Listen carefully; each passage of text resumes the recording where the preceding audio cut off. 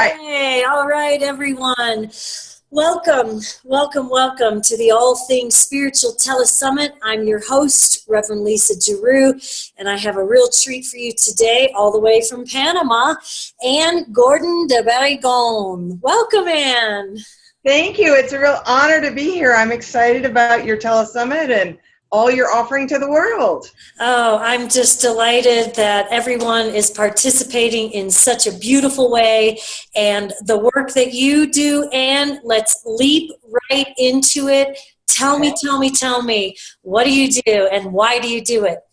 Okay, well, I'm known as the whale wisdom expert, and I offer whale and dolphin wisdom retreats so that where we go out and we spend time in the physical presence of wild dolphins and whales and really dive deep into spiritual connection with them, where we can learn so much from them. For example, when you're in the presence of a whale and dolphin, it is impossible to think about anything else but being in that present moment.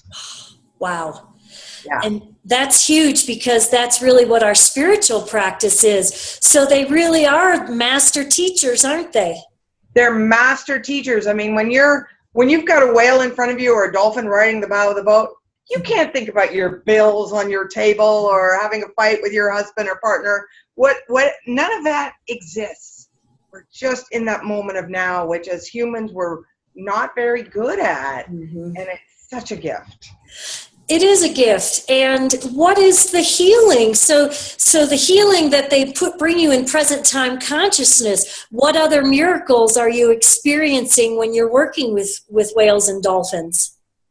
What I have found is that when we take people out for 5 days or so, multiple days, and we're just out with them, there's very little facilitating that needs to be done. Just by being in their presence, I find that issues inside, blocks, fears, whatever, that need to be released, just come up very, very gently. You'll feel the emotion, and we guide people and let them know that that's very possible going to happen. And it's a safe, sacred place to release those fears and emotions, those blocks. And the whales facilitate that just by simply being with them. It brings it up, releases it, and it's gone. Wow. And in follow-up work, people have been totally transformed? Yeah, well, the most dramatic was I had a woman whose adult son had died the previous year. Understandably feeling so much grief and survivor parent guilt. And she just couldn't give herself permission to feel joy and happy since that happened. And she came on one of these trips, and there was very little even conversation about what had happened. And on the last day, she came up to me, and she was smiling ear to ear, and a huge hug, and thank you for giving me permission to feel joy again. Oh, permission to feel joy. Wow. Yeah, that was huge. Oh my gosh. And that was just by being with the whales and dolphins. It was no, like I said, we didn't go into any heavy therapy or discussion, just by being there. Oh, I have to write that down. Permission to feel joy. That is so unbelievable. Are you willing to share your journey to spiritual expression in your life? Sure. I was one of those people who needed a knock upside the head. I was going about my life. I was never religious, never spiritual. I am a trained biologist. So, it's kind of like what was there. But I had a very tragic event happen where I used to train animals for movies and television. And I had a number of domestic and wild animals that I used in that line of work. And I had a tiger, an adult tiger that I had raised since he was 10 days old. He thought of me as mommy. And we were filming something, and one of my staff did something you never do, and she tripped, and she turned her back on the tiger, and then she tripped and fell down. And the tiger did what a tiger does, and he pounced on over and grabbed her by the back of the neck and carried her off. Fortunately, she survived. Everything was good in the long run, and it was the worst day of my life. It was incredibly traumatic. I'm responsible. She was in surgery. I got back from the hospital, and there's every TV reporter and helicopters and everything all around my house. Okay. However, it was enough, a huge shake to my whole system to make me start looking that there's got to be something else in life. I started looking inward for the first time and self-evaluating, and a friend introduced me to spirituality, including books like Conversations with God, Neil Donald Walsh, that I really resonated with.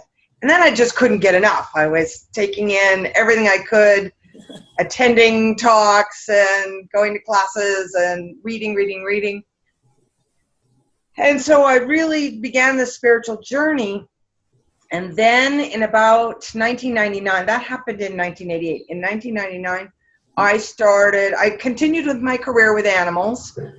However, in 1999, I started feeling the call of the dolphins. And I mean, I grew up boating in Puget Sound out of Olympia, Washington, watching orca whales all my life. And I always loved seeing them. It was almost like a friendly big brother out there in the ocean. But now I was curious about the spiritual aspect. And I found a school that taught people how to incorporate the life skills that dolphins live by into our human lives, such as living in joy, living in the flow, going with the flow. What is that? Just love, unity, community. And one of my favorites is complete transparency. Because with their sonar, their echolocation, they can see physically into the body of another fish, of each other, and see disease, see whatever. They can also see the emotional state. Oh, wow. So there's no such thing as a secret or lie in a dolphin community, which I really aspire to. It's not easy in the way society is in our human lives, but it's something I aspire to constantly. Wow, what a healing frequency that is, because in this culture, there's so much cloaking and so much manipulation of others, where we think we're going to get power, but just based upon what you're saying, these mammals that have this power already because they're perfectly honest. Yeah. Wow. Yeah, they're perfectly honest. And they've been on this planet for 30 million years, dolphins and whales, living in complete harmony with the world. And we've been on about 250,000 years, so just a blip in comparison. I always think they look at us like we are toddlers. Yes. You know how you look at a 2-year-old when he's having a temper tantrum? You don't freak out, you don't get mad, because he's just learning. I think, to me, they look at us the same way. We're just bumbling along the best we can. We, as a race, make many, many mistakes. But they understand. They look at us as the all-knowing parent. I love that. That is a great way to describe that. So in your spiritual journey, what kind of fills you up on a daily basis? What does your day look like for your deep connection? I love to do a lot of meditation. And I also am a certified dolphin energy healing practitioner. Wow. And that's similar to any other energetic form of healing. However, I'm just stepping aside and allowing the dolphins to send their healing energy through me. And when I do that, I receive this steady flow of visions and messages for my clients, which is really amazing, because it's opened up this whole line of communication. So, for example, I now am sharing some of this amazing wisdom that they have shared with me in a weekly newsletter, free newsletter I send out. Oh, wow. Yeah, I call it the Weekly Whale Wisdom Newsletter. I send that out every Sunday. And I just share little bits. And I'm also putting it all together in an ebook called Messages from the Sea. Oh, my gosh. So it's very profound for me. And for me, ever since I started working with the dolphins and whales on a spiritual level and meeting, we all have a dolphin spirit guide. And ever since that day, I have never felt alone. I know that they are always here, always with me, no matter what is happening in my life, good or bad, that I know I have this support system. Whether you're in the water or out of the water. Absolutely. And, my dolphin energy healing is not in the presence of wild dolphins. I can do it right here over the distance, over the phone, over the computer, in person, but it's this deep spiritual connection. Would you be willing to do a little energy work with us? Is that possible?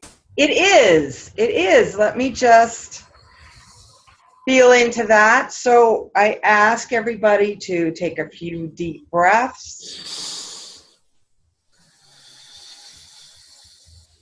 And as you're breathing, give the dolphins and whales permission to adjust your frequencies in any way that is for your highest good.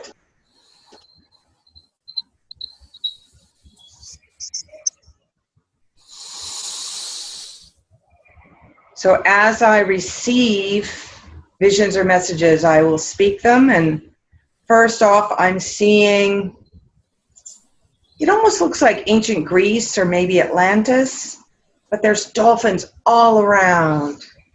It's a beautiful sunny day, crystal clear blue waters, green hillsides behind. And it's like a celebration, a gathering, a celebration for each and every one of you that is watching this telesummit, how the dolphins are honoring you. And they're excited that those of you who may not have connected with the spirit of the dolphin before, they're excited and they're eager to connect with you. And they're inviting you in meditation to ask your dolphin spirit guide to come in and make themselves known to you. And they're inviting you to, anytime you need it, to invite the dolphins to send you personally their healing energy. Anytime you feel you need a little boost or assistance.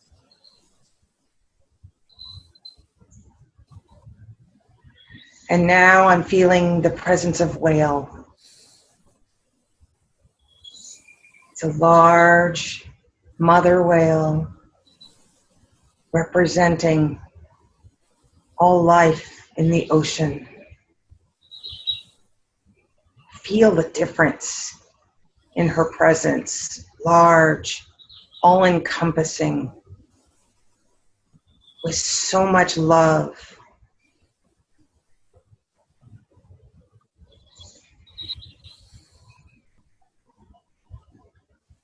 She is bringing you in.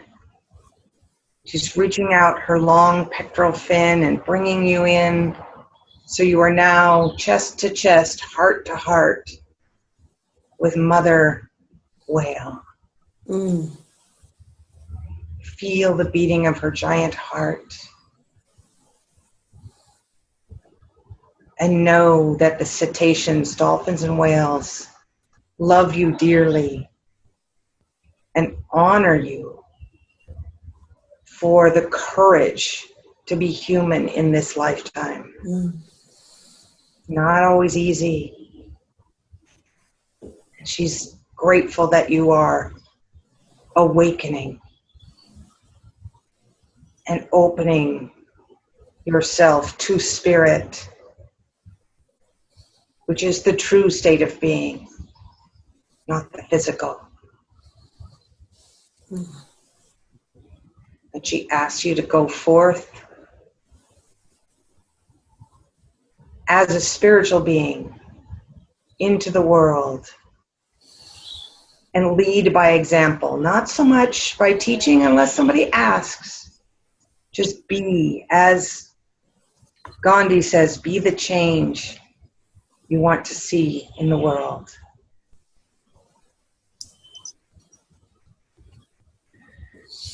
And so it is. And so that is very experiential, very much so.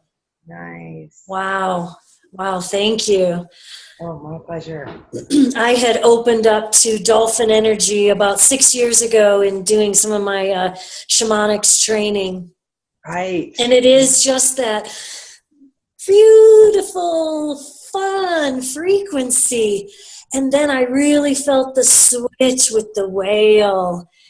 And I'd never really worked with whale energy before. What a loving frequency that is. Yeah, so loving. And one of the cool things about whales is that they represent abundance. Now, if you think about it, they're the largest creatures on the planet. And most of the whales eat the smallest creatures on the planet. And how often do you see a skinny whale? Exactly. Right? And they have taught me that the flow of abundance is the natural state. It's easy. It's just us humans who put these brick walls in front of us. These imagine through society, through teachings, through fear, these walls that limit the natural flow. But really in nature, if you look around, the deer, the birds, the animals don't have a problem finding food. Unless man has messed up their ecosystem. Right, unless we've gotten in there. But Right. really, it's very easy when everything is in balance and in harmony. Right. To have that flow of abundance. So beautiful teaching from them. Beautiful teaching. And that it's okay to be abundant in this lifetime. It's natural. It's natural. There's no guilt as to allowing the flow of abundance. There's no reason for that. Absolutely. And if we are buying into the scarcity model, then we're fearful and we expect somebody else to give it to us. We don't realize that our true power, capital T, capital P, comes from abundance with a capital A. Absolutely. Absolutely. It's like I said, it's just the natural state of being. It really is. What a blessing. Wow, that's amazing. So as you continue on your journey and the healing work that you do for people, and the healing that, I imagine with you working with whales, you're really passionate about the ecosystem and how we can, by healing ourselves, are we healing the planet? Yes, we are.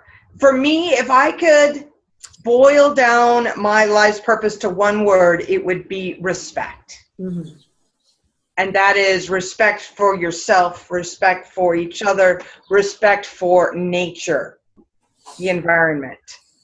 And yes, by taking people out to spend time and teaching what I teach, it's all about developing a respect and a relationship to be in complete harmony with the planet, with nature.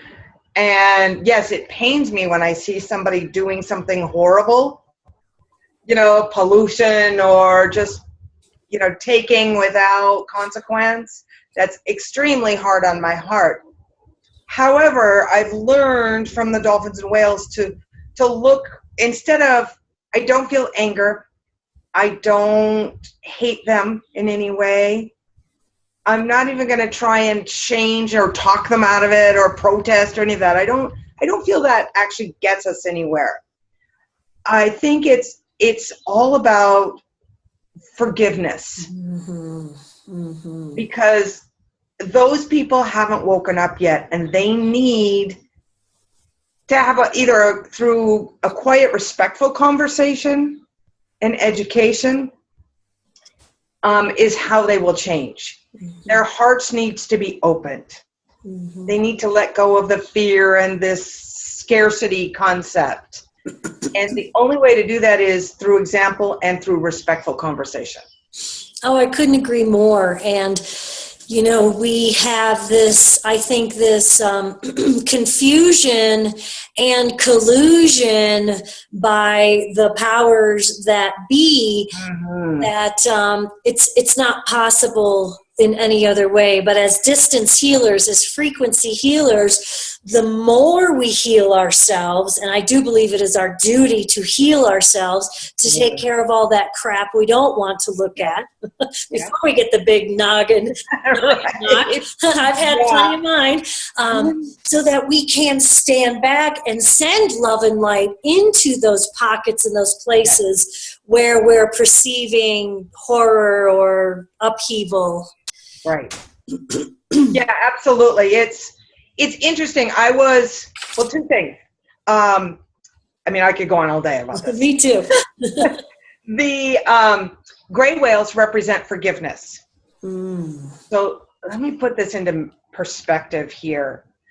The gray whales were known by whalers as devilfish because they were the only species of whale that actually fought back when they were being hunted. Mm. Now, in the very lagoons where they were hunted almost to extinction, they are now known as the friendliest whales on Earth. Wow. They're the only species of whales that will literally come right up to the boat and lift their babies up so you can touch them and love them. Oh my God. So if the gray whales, and some of these whales are old enough to remember, to have been there when the whalers were hunting them.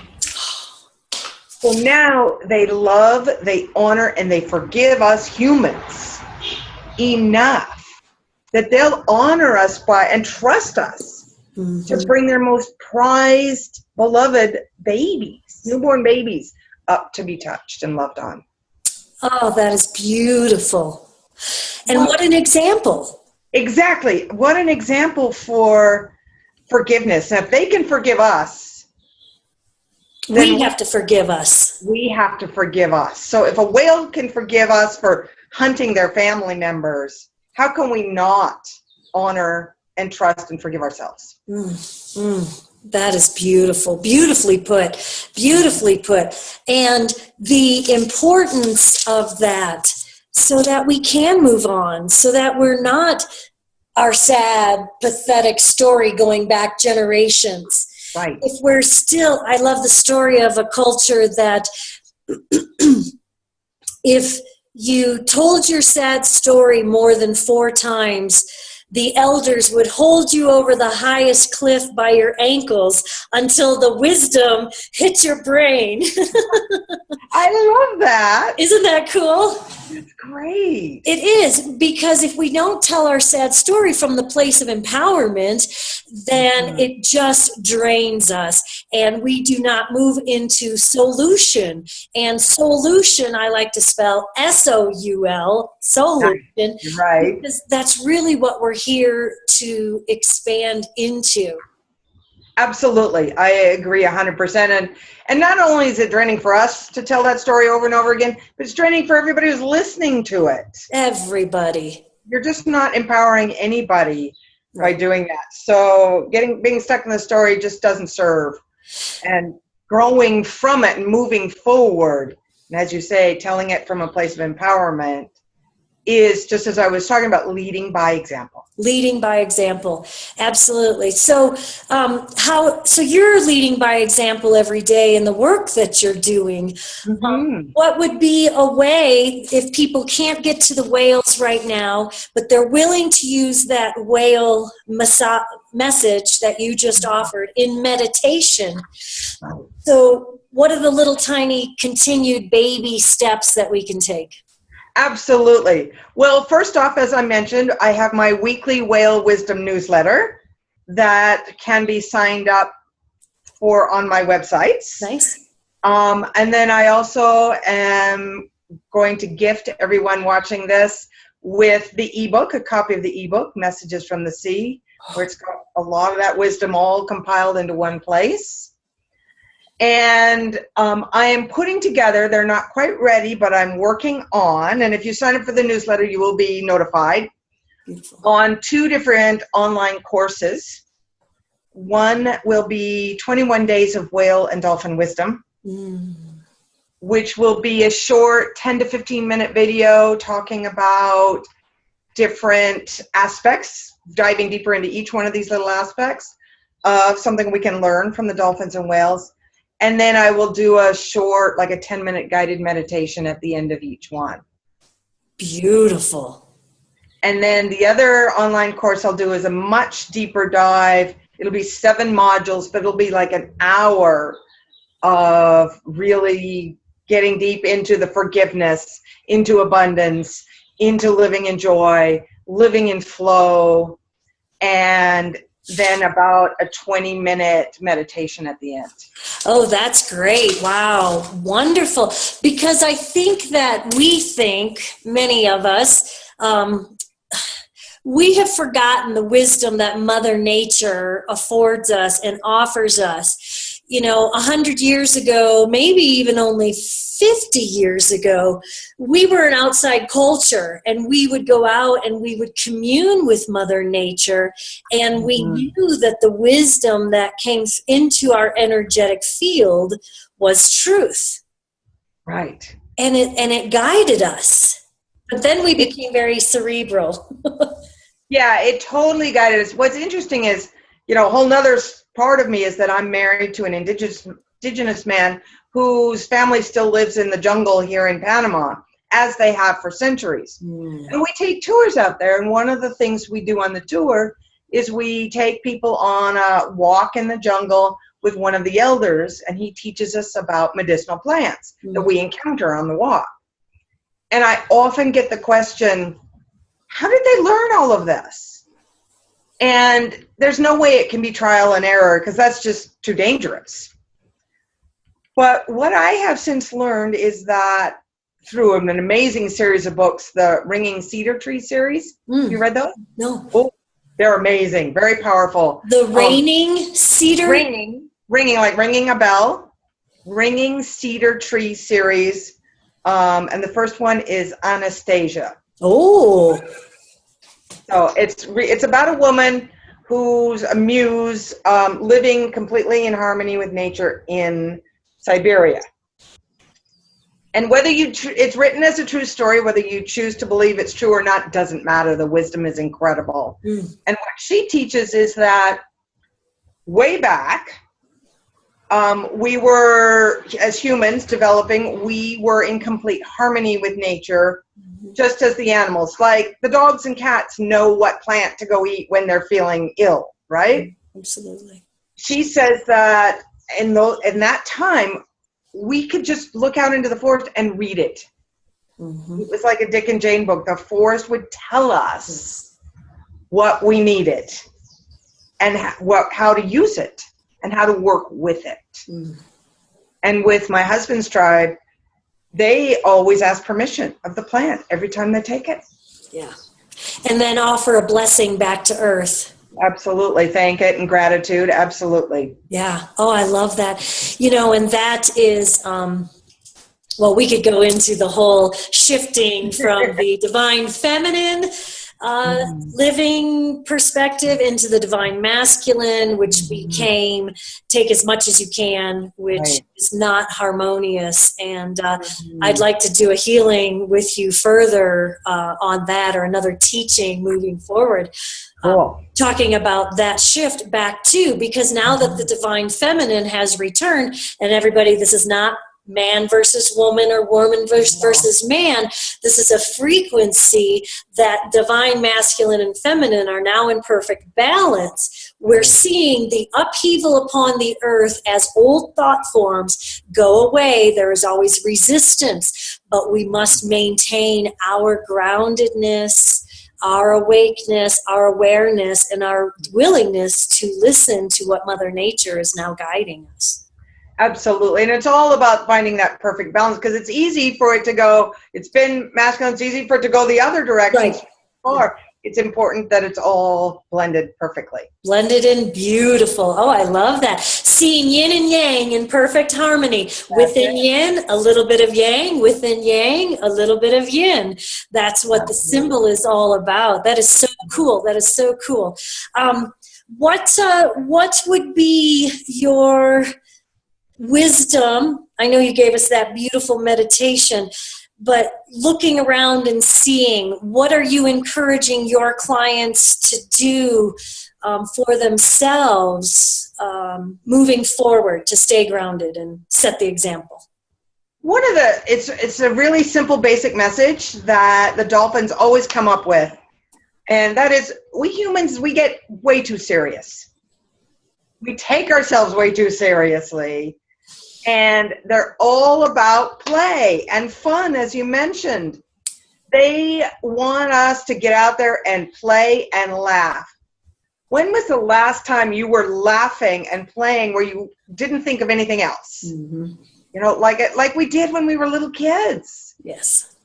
And what they often say is, go out and find some small children to play with. Mm-hmm. Or puppies. Mm-hmm. Get on the floor and roll with puppies all around you. You know, you can't help but laugh and giggle. And they also say, what can you do to play more in your life today? Play more today. Yes. Wow, that's huge. That is really huge, because we are, if we're buying into what they're selling, if we're drinking the Kool-Aid, then we think that this life is meant to be crisis and drama. And if we're buying into crisis and drama, we are not living at our true potential. And that's what this telesummit is all about, and the work that you're doing to share that information so people can use it for transformation. Absolutely. And it may just seem really silly when I say go out and play with puppies. But it's me. it's a huge deal, and it can transform your life if you find one thing, even if it's just 5 minutes, to go play every day from now on. Yes. Yes. Yeah. And, you know, I'm blessed. We're blessed enough to have set our life up to where we have pretty much surrendered the world to live in a community and in a place that is so beautiful. We get to play in nature every single day. Yeah, and, absolutely. I love puppies. Yeah, how do you not? I only have 4-legged furry ones, so yes, that is. And that can also help us to cultivate respect. Absolutely it can. And it just gets us out of feeling so self-important and out of taking things so seriously, and just, you know, stepping completely outside of that. And then when we come out of it, we have a whole fresh new perspective. Mm-hmm. Absolutely. Beautiful. My goodness. Thank you, Anne. What an amazing woman you are, and the work that you're doing in really connecting us to the natural world, the importance of that. I thank you so much. Oh, my pleasure. It's an honor and a blessing to be able to share what I have learned with others. Thank you for the opportunity. Hey, anytime. And I look forward to us connecting again very soon. And I think we are this weekend, possibly. So as we wind this episode of the All Things Spiritual Telesummit, I want to encourage you to sign up below for any and all of Anne's offerings, and make sure that you begin to play more and laugh and have an enjoyable experience in the physical realm that is this lifetime. That is our calling. I am Lisa Giroux. Thank you for being a part of the All Things Spiritual Telesummit. Namaste. Be well today, everyone. Be safe wherever you are traveling, and send out the love and light from your heart. Continue to heal. Thank you.